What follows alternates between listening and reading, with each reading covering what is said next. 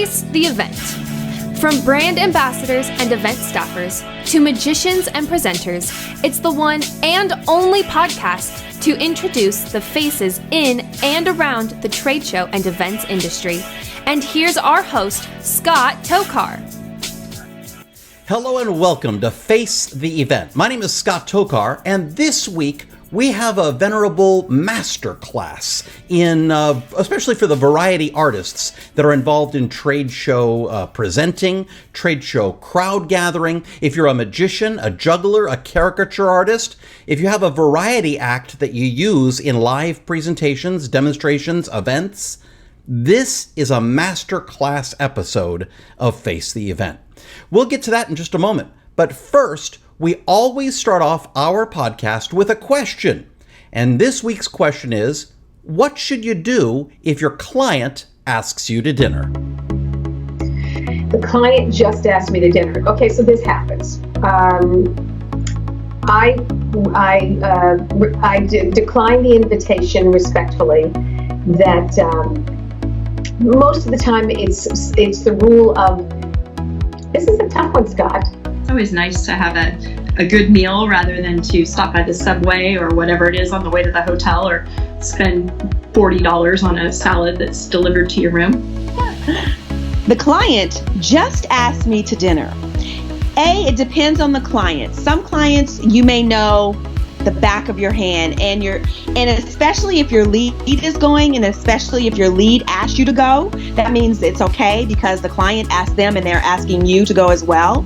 If it's a little bit personal and you're not too sure, always ask your lead.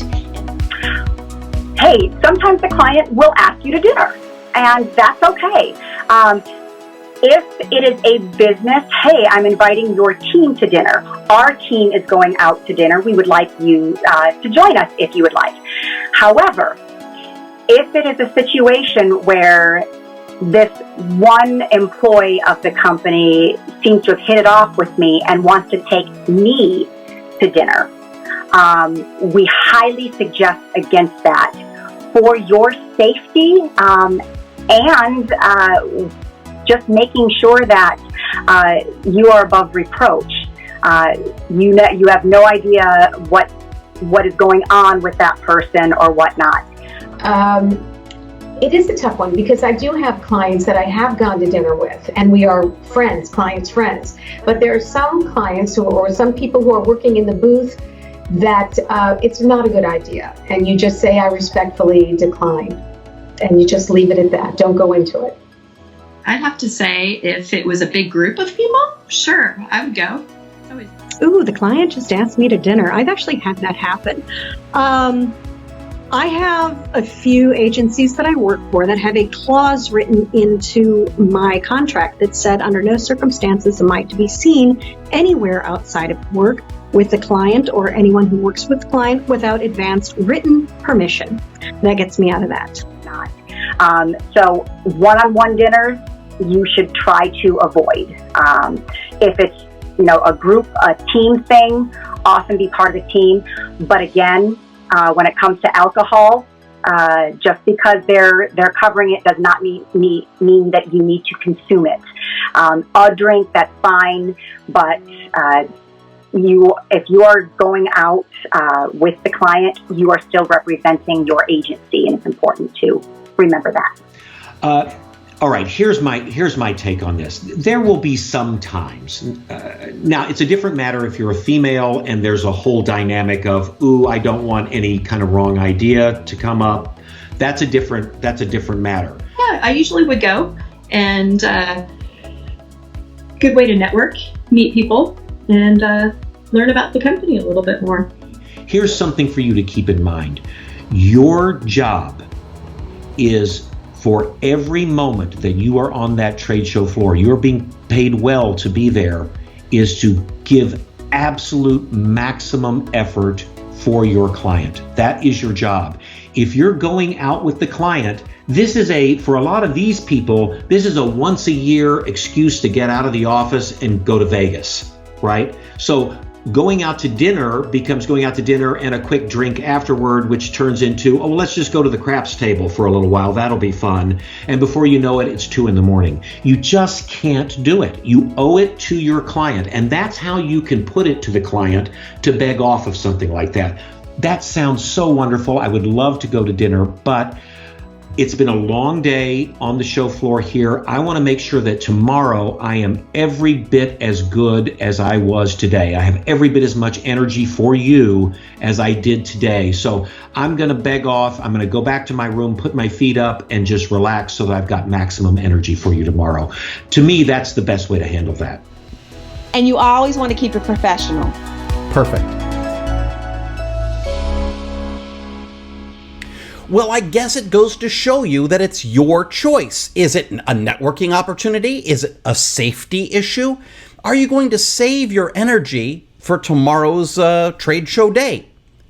Regardless, we want to thank Robin Bell, Veronica Taveldi, Shannon Dade, Becky Jo Schwartz, Jennifer Canali, and Larry Wyatt for their insight. Today's Face the Event is a masterclass. If you've been listening to our podcast up to this point, we've given out tons of information for traveling, for getting more gigs, if you're a brand ambassador, if you are a trade show badge scanner or crowd gatherer. But today, we're focusing on variety acts. What you're going to learn in this podcast is how to add a commercial message so it's convincing, how to actually write the script so that when what you're saying is exactly what the client is expecting. We're going to talk about ear prompters and fluid scripting and what the difference is between those two. We're going to talk about favorite destinations to do these live presentations. A successful crowd gatherer is sometimes a street performer, but sometimes the two don't mix. Let's find out why. Scotty Meltzer is the person that heads up comedy industries. He's a trade show juggler, and he is the best in the business. The crowds that he gathers, the message that he incorporates, the fact that he works as a 2-person team, often with his friend Katrina, give him the ability to really gather a crowd and get top dollar for his talent. What we're going to learn today is a little bit of trade show variety acts with Scotty Meltzer. Well, I have been looking forward to this interview with one of my very best friends in all of trade show-dom, I guess we could say. Please welcome Scotty Meltzer. Scotty Meltzer, how are you? Scotty, thanks for listening. Hi, everybody. Hi, Scott. Good to talk to you. Good to see you and talk to you as well. How are you doing? How's the world of trade shows? Obviously, right now we're mid-COVID, so... Well, at this point, I think trade shows will never come back ever again, and we will never see anybody except on Zoom, which makes me a little less happy. But, other than that, things are nice. At least there's somewhere positive to go from that very down look into the world. I as you know, I'm much more optimistic than that. I, of course, think that this is going to be turning faster than we can think. But I'm much more hopeful than that. Good. I like the hope. I like the hope. Hopeful. So, we've talked to so many people that are brand ambassadors and badge scanners and a lot of talent that does like the PowerPoint slide clicker thing, but you don't do that, do you? No, we do more of the variety act part of the trade shows. Okay. What do you consider, what is your variety act? Well, there's trade show magician seems to be a very well-defined genre. It's a job. I'm a trade show magician. People know what that is. Clients know what that is. We started as trade show jugglers, which is not a thing. Every juggler has done a trade show. When some company has a product that has 3 parts and they go, hey, we should have somebody juggle these 3 parts, or we should have somebody balance this computer and talk about how it balances the load or something. And they're always terrible, and they don't get hired back. So every juggler has done trade shows, but there were never any trade show jugglers. So that was sort of our niche at first. From that, we had been doing it so long, and we kind of branched out that now very, very often we're not juggling. Sometimes we're doing magic, which is never a good thing. And very often we're just talking. So we are the PowerPoint clickery kind of people, but we come at it from a different emotional state and a different position than the other clickery people. Well, if you've seen good jugglers, the ones that are really entertaining, like you, there's a rapport. And usually you're juggling with a partner, so it's kind of hard to pass clubs to the invisible man. So, when you're passing clubs and you've got that rapport is friendly, fun, interactive, and that's when you put your commercial message in there, isn't it? Yeah, I should. I'm going to get a copy of that and put that as a quote on our page. That's good, Scott. I like that. You may use it. Yeah, I like that. The idea of incorporating a message into a variety act is, I think, a very effective way of doing trade show presentations. That is what it looks like we do, but it isn't actually what our approach is. Our approach is to go the other direction, which is to take a message and then wrap a variety act around it. So rather than say, okay, here's the routine, I need 3 pain points, 2 competitors, and one way you're going to change your client's day, and then I'm going to plug these into these slots. We generally start with a client at a particular show, and we ask them what story they want them to tell, what they want people to remember about the company, what we want them to feel. And then we will look for something that we can do to build that into. Sometimes it'll be a trick that we've done many, many times. Sometimes it'll be something brand new. But we very rarely go into a pitch meeting with somebody and say, we're going to do a juggling act. Tell us about your product. We say, tell us about your product. And then we'll say to them, okay, here are some of our ideas. We could do this, this, or this around that. Which do you want to do? And then we'll go forward. Very often those are things we've done before. And a lot of times they're not. We've done race cars, we've done game shows, we've done the game of life, and generally not because we went in and pitched that to the client, but we listened to their story and said, I have an idea that might work with this. And so, what's interesting is we've talked to so many people that are the PowerPoint slide people, and they're not going into the depth that you're going. Many of them are delivered a script that they have to put onto an ear prompter. And, they're basically very, very talented actors, but you're way more than an actor. You're doing the script writing and you're doing the creative and that as well, aren't you? Yeah, that's, I think, the biggest value add that we have is the script writing. Because, as my company expanded, not intentionally, just it happened, there are often times that Katrina will be doing a show without me or be doing a show with one of the other people in the company. She'll be working with Tim or I'll be working with Mike, something like that. Or we'll send out a team who isn't us. And the big value add that we have there is being able to put the script together and communicating it effectively. I think the reason I have you on the show, and the reason, we see each other all the time out there on the trade show floors. Every other week, practically. Yeah, it was every week. Yeah. So I know your act. I know your bit, and it's without a doubt one of the very best on the trade show floor. Right. And I think the reason for that is that you're not using an ear prompter.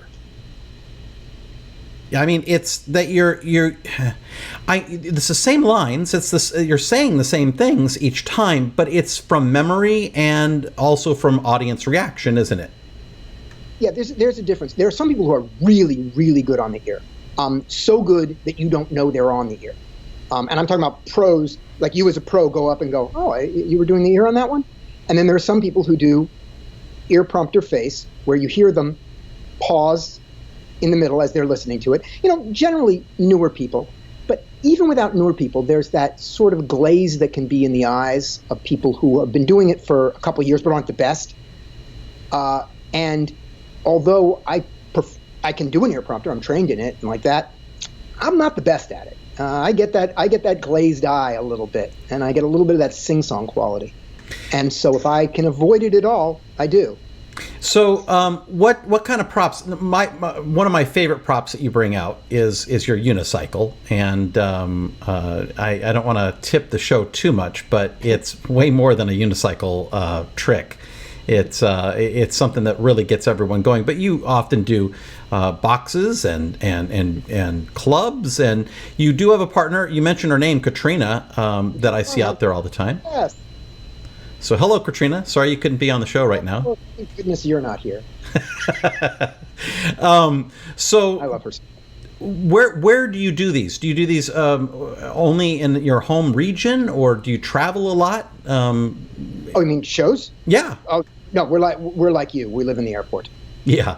So mostly, nationally, but a lot of international. I mean, in the past, I'm going to say 4 months, we had Barcelona, Vienna, Denmark, Germany, and one other place, maybe Italy, all cancel on us. So that was impressive. Well, I'm pleased to say that in the last month, I've had my living room, my bedroom, the office.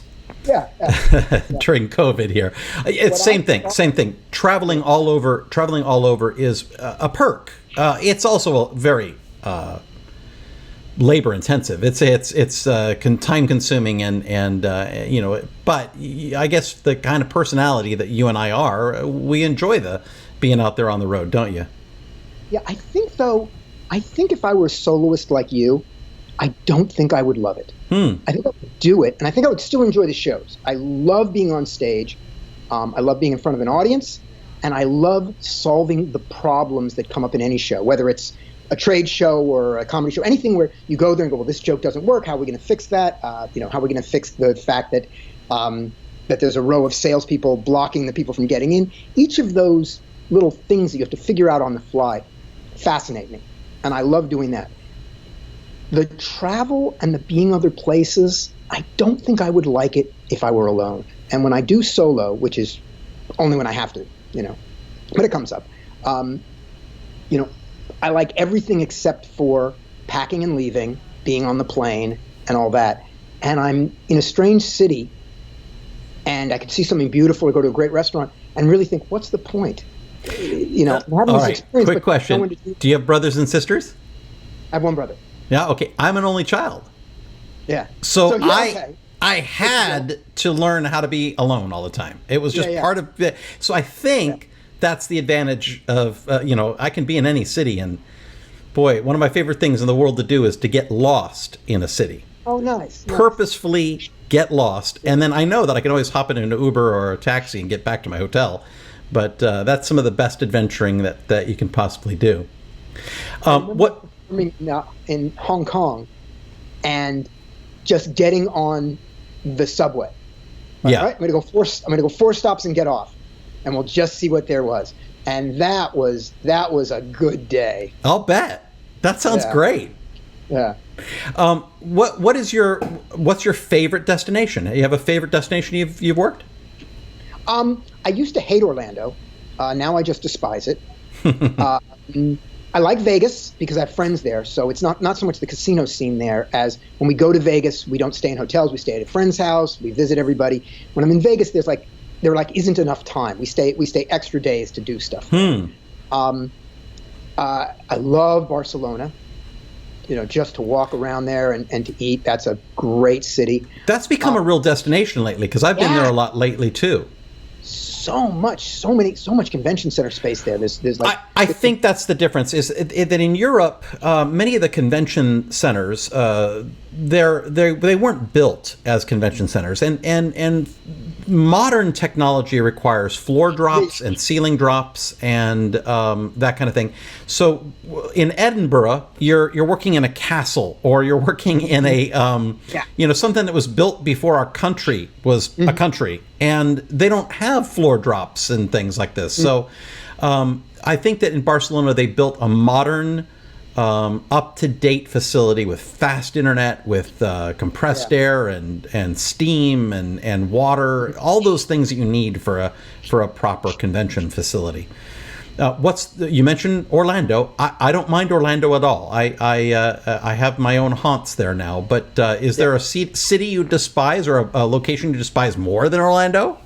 No, Orlando's gotten much, much better for us. We've started to, we have places to go there, and we have and we have some friends who are out there to visit, which makes it nice. At first, because the theme park thing, I worked theme parks when I was younger, so I'm not all that enamored of doing the theme park part of it, and the relentless chain restaurants of it, I didn't dig.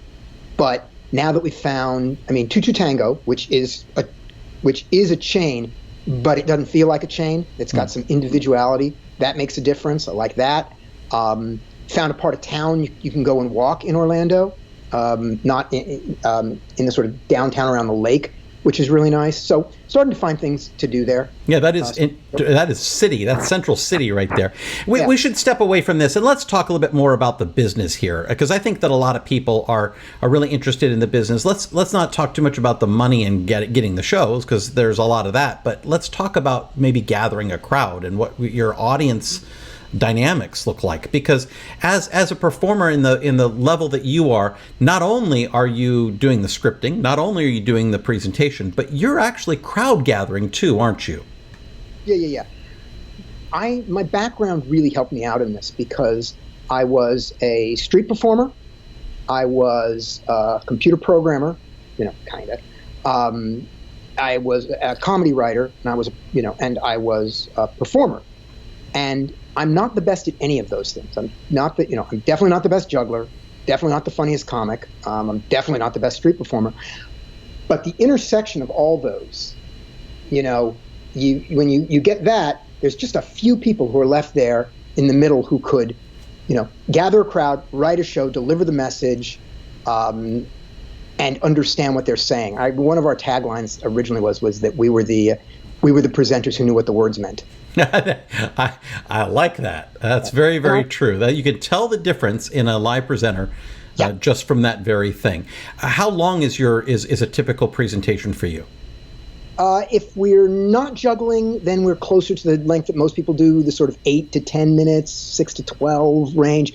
When we're juggling, we tend to, and especially if we're doing like the straight jacket on the unicycle, we're pushing 14 to 18. We're almost going Joel Bauer length. For those of you that don't know, he's a famous magician, especially to all of us that have been in the business for a very long time.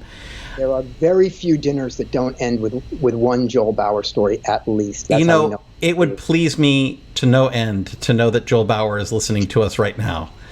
Love him to death. I haven't seen him out there for a long time, but I share the second half of the emotion of that sentence. All right, let's get off of this subject and get on to asking you more about, you got a show that's 18 minutes long. How are you pulling the crowds in? How are the crowd? Are you saying, hey, everyone sit down, or do you just start, or what happens there? We are generally doing two-pronged attacks. So I will be on stage on the mic doing a very standard, uninteresting announcement that I can do over and over again if I need to. And so this will be, I will give the 3 pieces of advice here to anybody starting out. So if you're open, just ladies and gentlemen, come on over. We're about to get the presentation started in just 2 minutes. We're going to be talking about this, that, and the other thing. It's going to be a lot of fun. At the end, we're giving away this. So come on in. And nobody comes in. And that's fine. And you just keep doing that. So come on in, everybody. Just be relaxed. Be confident. You know it's going to work. After you've done that for 2 minutes, you start at 2 minutes again if you have to. Until you get somebody. Then you become a human. And the reason I'm saying this is that all the time that it takes, nothing counts before the first person is sitting down. All that time doesn't matter. And if the client is there and watching it, and you think that this looks stupid, that you're saying the same thing over and over again, and it's not working, and especially if it's one of your first trade shows, and you go, no one's stopping, what's going to happen? Don't worry. Nothing counts until the first person sits down. Once you got that first person, now you're going to use all your crowd gathering skills, the things you learned as a street performer, the things you learn as an actor to relate to them, making them comfortable enough to stay while the next person comes over. Doing this in parallel with someone who is working the aisles is so effective. When we have hired crowd gatherers and brand ambassadors, that's great. When we don't, Katrina and I, usually one of us will be on stage, the other will be in the aisle. If it's a particularly hard setting, one of us will be on stage until we don't get somebody while the other one's in the aisle. And if you're exhausted, you switch off and just do that until you get that first person. And it doesn't matter how long that takes. Whatever time that clock says the show starts, it doesn't have to start at that time. Go as long as you have to. Now, some shows, that's going to be 10 seconds. Some shows people are going to be waiting for you to sit down. If you are Skander and Newman, and that's was before Magnet Productions, Ken Newman had an act called Skander and Newman with Gino Skander and Ken Newman, and they were performing at Sun for Sun at Sun World, and they were giving away a leather Sun jacket, and they had people sitting down in their seats 10 minutes before their show started waiting. They didn't have to gather a crowd at all.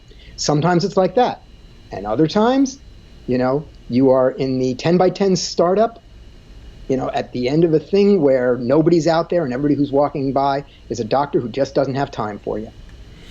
And you'll do one from one week to the next. So that's the first part. Once you've got that person there, you want to give this feeling to people walking by that something's about to start and they don't know what it is. Because one of the most compelling things about gathering a crowd is not, oh, I want to see this is going to be good, is what the heck is this? I don't know because I can't leave till I get the answer of what is this. And that's an old street performer's trick of doing a lot to set up. So you can do the same thing with that. Find the moment, because generally your crowd's going to gather far away, your first people, they're not ready to commit. Find that moment where it makes sense to ask them to move forward, where they will. Sometimes if you've got 3 or 4 people sitting down, but they're sitting in your back seats, just a personal, invitation to them, it would really help me out. If I could just get you guys to move to the front, it'll get started sooner. It would really be a great thing. And if they do, as they're moving forward, as they're physically moving forward, is the time for you to then throw your focus back out to the audience. We're just about to start. Everybody come on in. Because now the people walking by are seeing people moving forward as you're saying we're about to start. Oh my gosh, this is something that's really happening. That's one of the most powerful moments of crowd gathering. There you go. I started this as a podcast, and we're finishing this as a masterclass. That was incredible. That was incredible. That right there, if you have to listen through all 30 episodes so far of this podcast, that is the key right there. How to gather a crowd in the theater. You mentioned street performing. Now, do you think a street performer makes a good trade show performer? No, they're terrible. But I think street performing is fabulous training for trade show performing. So I think that there are street performers who will learn to do it and be very effective. What's the difference? You got to be smarter. Because you have to be able to embody their message in a way that is convincing to the audience. And you've got to learn to take the focus off you, even if your tricks are amazing.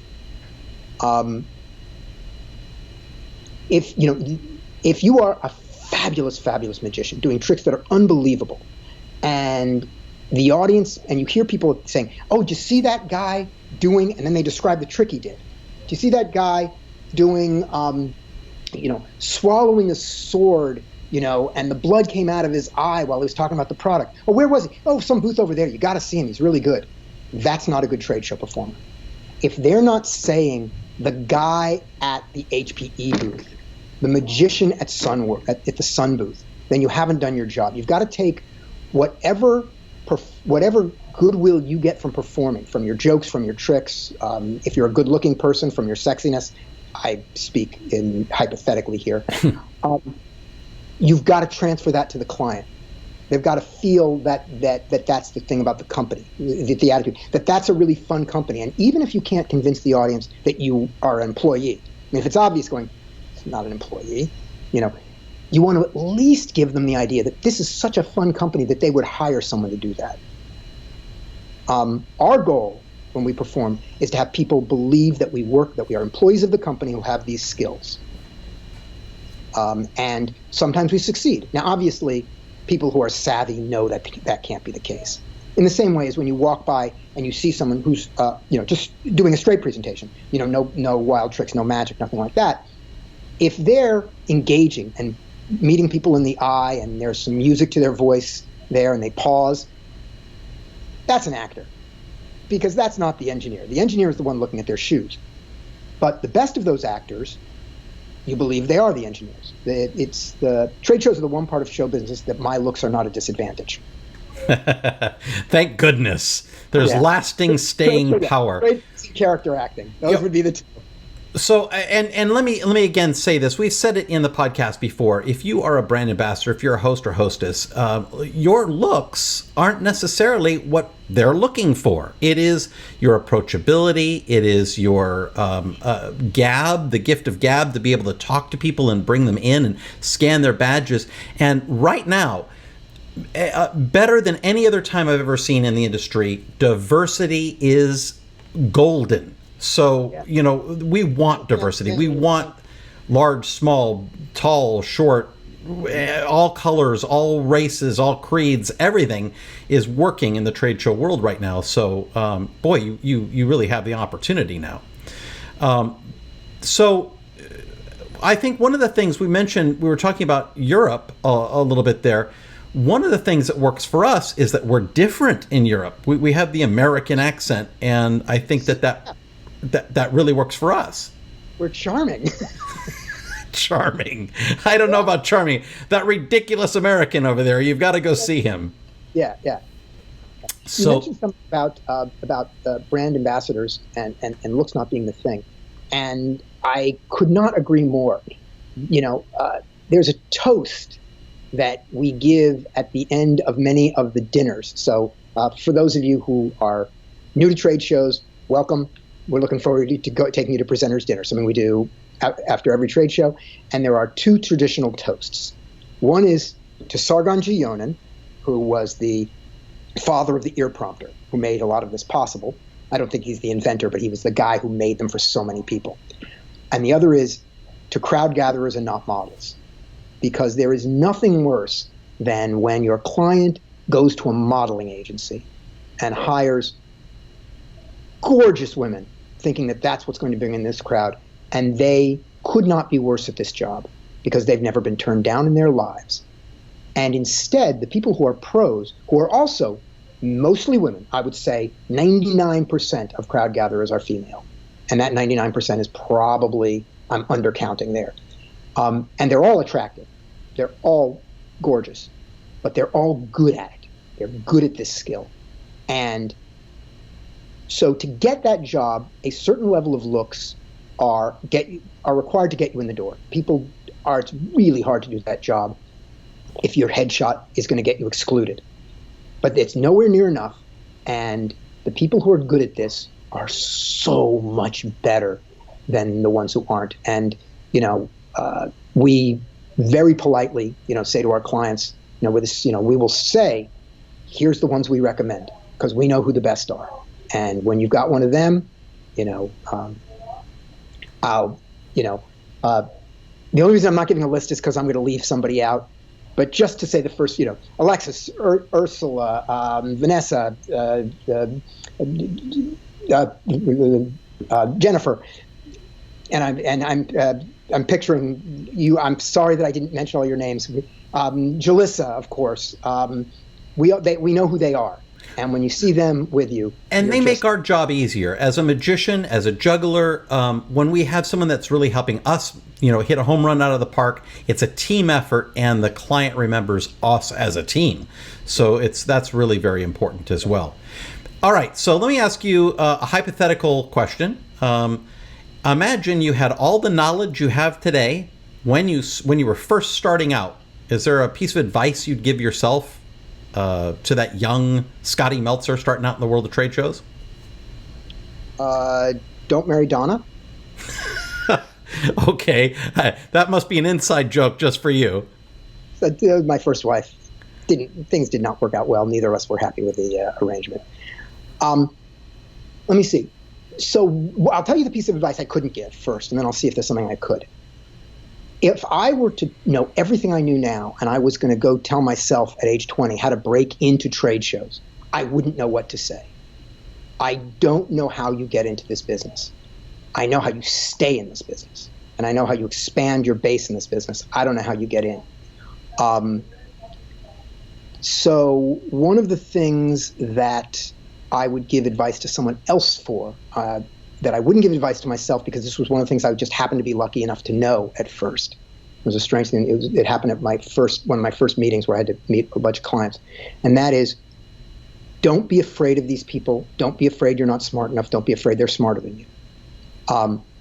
You don't need to impress them with how smart you are, any of that. When you go, now already you've got the job. I'm saying you've got the job. I don't know how you got the job. I don't know how to do that. And I still don't ever make cold calls. I do no marketing at all. Katrina does our marketing. I don't know what she does. But the first time you go and sit down with a client there, your job there is not to sell yourself. Your job there is to find out what is it that they want, what story do they want to tell, and to make sure you understand it. And when they start talking jargon at you and you don't understand it, ask until you do. So one of our recent, and by recent I mean 6 months ago when the world wasn't a giant dumpster fire. By the way, there are fires right now 14 miles from my house, approaching my house. So if we end this interview and I run out with the computer, it's because we were told to evacuate. 2020, not the best year. But it was doing imaging for cancer treatment. So positron emission tomography, PET scans, PET CT scans. I don't know about PET CT scans. And so to write this script, I want to learn about it. And when they talk about things like how this changes the SUV values, you've got to ask them, what are SUV values? And they say it's the saturation of I don't even know, I don't know what it stands for. They say this and you don't understand, you do. You go, explain that to me. And don't be afraid that you're looking stupid. And keep asking them until you understand it, till you can explain it back. When you leave that meeting, you should be able to tell that story. This is before you start writing the script, before you figure out the trick.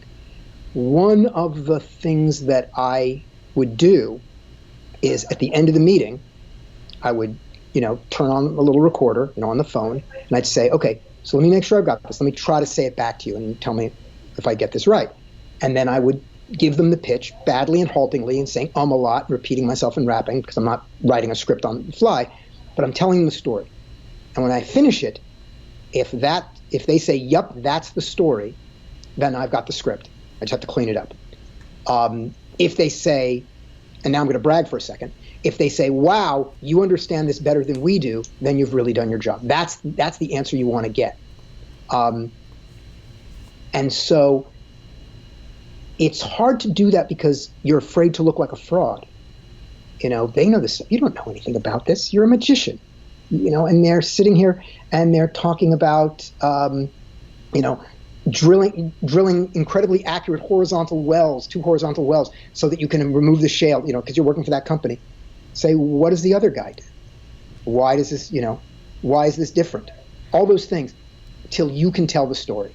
Scotty, if we were to do this as a master class, that would be another $1,000 right there. That is some of the best trade show advice. And I say that same exact trade show advice to friends, and you just spilled it to the entire world. But you don't have to send this podcast out. We can erase it. No, really. If you're good at doing this job, and first off, it takes a love. It takes a special kind of person. It is those intersecting circles that you mentioned. Because I'm not the best magician in the world. I'm not the best scriptwriter in the world. But you know what? You put me in a trade show, and it's my diagram. That little Venn diagram there. Yeah. Without a doubt. It's my natural place to be. I am buoyant in that water and just feel so comfortable there. So that's the first part of it. Then learning how to gather that crowd and attract that crowd, and then writing that script. My goodness, Scotty, you've just given us a ton. Thank you. Oh, thanks for asking me. So, any question that you have that I haven't asked you that you feel that we should share before we end this interview?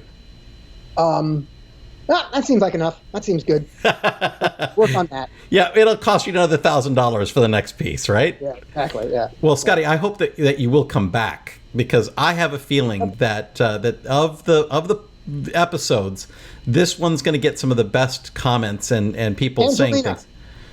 And yes, and it's all going to be from Katrina. right. She's the only one that's going to be commenting. But Katrina, we love you. We're going to have you on next, okay? All right. Scotty Meltzer, Comedy Industries, thank you so much for spending some time with us here on Face the Event. Thank you, Scott. Did you get those masterclass secrets? My favorite was how to gather a crowd in a theater presentation. Listen, that's a secret that I haven't even told my best friends. You just got it right here on Face the Event. Well, I want to thank very much my friend Scotty Meltzer for sharing with us his secrets, not just about gathering a crowd, but his secrets to how to easily write a script for a trade show anywhere. If you've been listening to Face the Event for the past few weeks, you've had the opportunity to gain information from badge scanners, brand ambassadors, crowd gatherers, and even magicians. We always close our podcast with what we call a face palm. A face palm is that embarrassing situation, or that I can't believe that actually happened to me, or something that I saw happen to somebody else while out on an activation. This week's facepalm is Rick Gerber. He's a magician that works for a very large beer company doing all of their on-premises activations and promotions. And he found out while he was outside the United States that sometimes magic can be a little scary. Here's Rick Gerber with our facepalm. So very early on in my career, when I was back in my 20s, I had gone to the Bahamas, and we went into a bar, and I was doing some magic in the bar, and I wasn't really getting much of a response. And I was doing like some really, what I thought were like, things that normally get really good response. And I thought, what is going on here? And so finally I did a thing where I did a spoon bending, where you place a spoon on the palm of your hand, and the handle of the spoon starts to curl up and starts to bend. So I start doing that, and as I'm doing it, I look up, and every single person in the bar is getting up and walking out the door. And I had no idea what was going on. And the gentleman that I was with, who is Bohemian, says to me, he says, "Rick, don't do no more of the voodoo stuff. No more voodoo." So, and it was an incredibly valuable lesson. And the lesson I learned was, you have to understand how different cultures are going to view the promotion. And I learned for the rest of the time I was in the Bahamas, I never did any magic. I did tricks and puzzles. They're all magic tricks, but I would never walk up to someone and say, hey, would you like to see some magic? I would say, I'm going to show you, would you like to see an interesting puzzle? Can I show you, something like that? And people then are receptive. And it's amazing to me, a person's mindset. They don't want to see magic because magic could be bad. But if it's just a trick or if it's just a puzzle, that's okay. We want to thank Rick Gerber for sharing with us his embarrassing facepalm out there on an activation. Well, that about wraps it up for this week's Face the Event. Will you do me a favor? If I'm giving you really good information, if I'm helping you make more money and consider this wild world of brand ambassadoring and trade show staffing as a potential career path, will you do me a favor? Will you rate and review this podcast, Face the Event, on your favorite podcast platform? Whether it's Apple, whether it's Stitcher, whether it's Spotify or iHeartRadio or Amazon Alexa, we're everywhere. But I need your ratings and reviews. Please give us 5 stars. Leave a couple words review. That helps me out. Hey, I also have another podcast we announced last week, and that's called Conventional Protocol. If you're a planner, and if you're a meeting professional, if you're an event professional, and you're really scratching your head in the midst of this COVID thing, how are we going to get meetings back up and running mid-COVID and pre-COVID? Then you need to listen to and subscribe to Conventional Protocol with Scott Tokar, available on your favorite podcast platforms as well. Well, thank you very much for listening. I can't wait to share more information with you right here on Face the Event next week. Have a great week.